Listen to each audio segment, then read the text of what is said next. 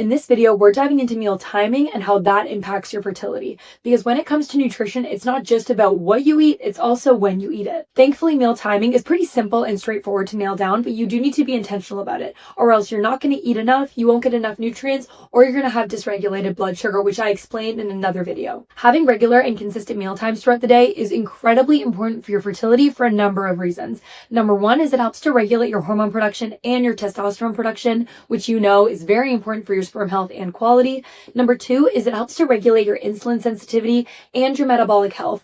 Both of those things are going to be crucial for maintaining a healthy body weight and being healthy long term. And like I've mentioned in previous videos, your most fertile body is going to be your healthiest body. So it's my goal to help you become the healthiest version of yourself, because that's also going to help you be the most fertile. Eating at the right times also helps with your circadian rhythm and sleep quality. And as I've talked about in other videos throughout this resource library, your circadian rhythm and your sleep quality are two very, very important things when it comes to your health, but especially your fertility. Now let's talk about what regular meal times really means, because this is going to be unique to you. I want you to think about what your typical routine looks like. Do you work a 9 to 5? Do you do shift work? Are you in school? What does your typical structure look like throughout the day? No matter what your schedule is, we're still going to have anchor points for your meal times. This will just vary slightly depending on you and your unique routine. Step number one is that we're going to make sure that you eat 3 full meals every single day. So a full breakfast, full lunch, and a full dinner. You can space these out accordingly, but you want to typically have them about 4 to 6 hours away from each other. So let's say you wake up at 7 a.m., you have your breakfast at 8, your lunch at 1, your dinner at 7, and then you wake up the next day and you do it all over again. This also allows for an uninterrupted block of time, ideally about 10 to 12, maybe 14 hours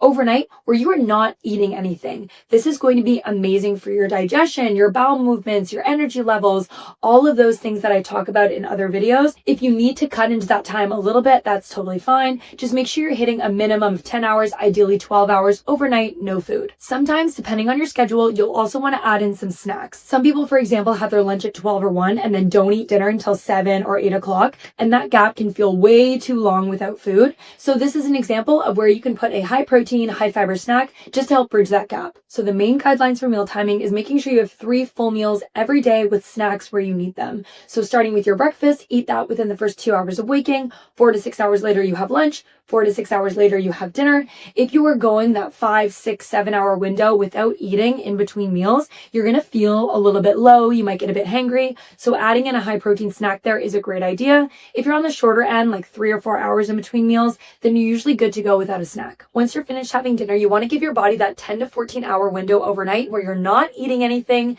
to make sure digestion can happen, your body can rest, and you can be ready for the next day when you eat your first meal again. If you haven't already, make sure you go watch the other nutrition video and download all your resources, because knowing when to eat is one thing, but you also need to know what to eat. How do you build your plate so that you can get the most out of your nutrition every day?